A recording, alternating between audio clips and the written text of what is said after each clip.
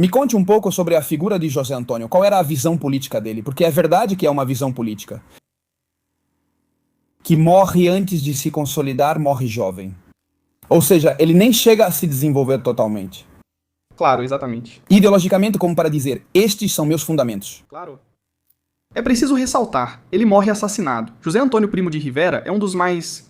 Sim, Não morre. de câncer. É um dos mártires que nunca será reconhecido pela lei da memória histórica, nem pela lei da memória democrática. Primeiro precisamos falar sobre José Antônio. Sempre digo que ele foi um intelectual, alguém que trocou as armas pela palavra, pela dialética e pelo diálogo. Ele fez com que todos que o conheceram, independentemente da ideologia política, reconhecessem seu caráter humano acima de tudo. Podemos ver isso em qualquer tipo de testemunho. Ele era muito amigo de Lorca, de Federico Garcia Lorca. Tinha um relacionamento pessoal. E na verdade, com quem ele não teve um bom relacionamento pessoal foi com Franco.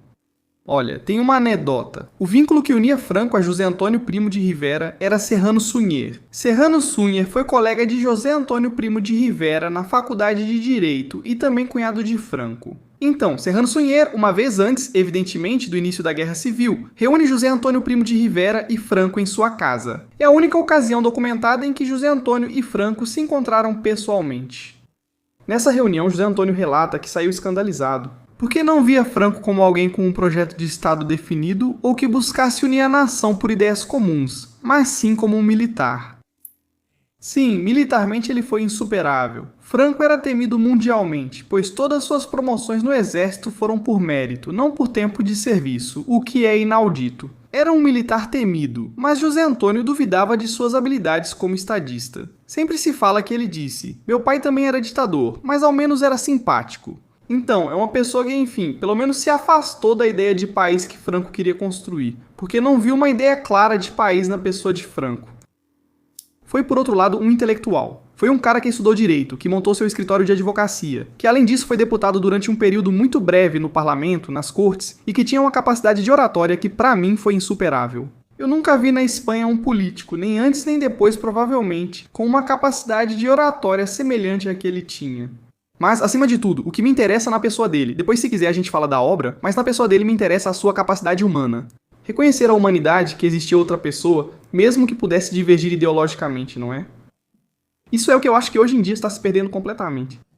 Hoje em dia estamos desumanizando. Você explicou isso muito bem no debate, dizia: olha, vivemos numa época em que estamos desumanizando as pessoas que vêm aqui para respirar, para debater, e assim que vemos que alguém é de esquerda, sem nem sequer parar para ouvir o que defende, como tem que defender, estamos diretamente questionando a pessoa, em vez de questionar suas ideias. Esse é o resultado da desumanização. E é algo que todos concluem que é contrário à maneira como José Antônio concebia a pessoa. Então, isso sobre sua pessoa, sobre sua obra, de fato ele não chegou a desenvolvê-la porque realmente o assassinaram na prisão de Alicante. Há um trilema essencial que expressa bem a ideia de José Antônio Primo de Rivera: pátria, pão e justiça. Podemos brincar para ver como esse trilema é atual e necessário hoje, analisando o que ocorreria se uma das três bases fosse eliminada em uma sociedade, certo? Podemos pensar em uma sociedade onde houvesse um certo senso de nação, de pátria, onde houvesse pão, ou seja, onde houvesse matérias-primas, mas não houvesse justiça. E isso poderia nos levar ao que foi a ex-ditadura, narcoditadura da Venezuela. Eu não nego que na Venezuela as pessoas fossem muito patriotas. Eu não nego que existiam matérias-primas e até recursos dentro da Venezuela, mas o problema é que não existia justiça. Justiça que redistribuísse, porque a imensa maioria da matéria-prima se acumula em uma minoria imensa da população, uma classe tirânica do regime de Nicolás Maduro, não é? Isso acontece ao eliminarmos o pilar da justiça. Se não há justiça, se temos uma sociedade sem justiça, o que acontece é que por mais que haja pão e um sentido nacional ou patriótico, a nação desmorona completamente, fica manca. Uma nação onde existisse um sentido de pátria e existisse um sentido de justiça, mas não existisse pão, seria um impossível metafísico. Uma nação sem matérias-primas para prosperar tende a virar estado satélite de outra, que as forneça em troca da cessão de soberania, certo? E o que acontece em uma nação onde existe pão, existe justiça, mas não existe uma ideia de pátria? Aconteceria algo semelhante ao que vemos nas sociedades ocidentais. Sociedades ocidentais atacam a ideia de identidade via organizações supraestatais como União Europeia e Nações Unidas. Querem nos fazer pensar que identidade é só território, população, governo e capacidade, para não percebermos que existe uma identidade, algo que diferencia os espanhóis dos franceses, os franceses dos alemães e os alemães dos italianos. Existe uma identidade? O que a União Europeia faz é transformar as nações em grandes macro-supermercados que comercializam livremente. Transmissão de bens, serviços, capitais e pessoas pelo espaço econômico europeu, graças à política de fronteiras abertas. Bem, eu não nego que possamos comercializar entre nós, mas quando detonamos e atacamos o que nos faz ser Espanha e o que faz a França ser França, estamos atacando a pátria da nação. Isso veio de um trilema formulado há 90 anos por José Antônio. Eu resgataria o trilema: pátria, pão e justiça. Como isso poderia ser resgatado? Porque acho que na Espanha não tem. A única coisa que tem é pão. É... Bom, claro, efetivamente, né? Claro, a justiça na Espanha funciona do jeito que funciona, e ainda há o debate se justiça lenta é justiça. Eu acho que não. A justiça deve agir no momento certo. Como seria recuperado?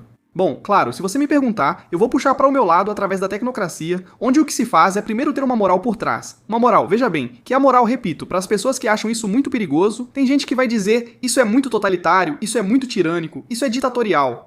A moral permanece basicamente a mesma, mesmo que a maioria decida o oposto, como dissemos antes, certo? Se amanhã, em uma sociedade majoritariamente de canibais na Espanha, o fato de serem maioria não pode permitir que modifiquem a moral na qual, na Espanha, entendemos que o canibalismo é contrário ao que queremos para a nossa sociedade.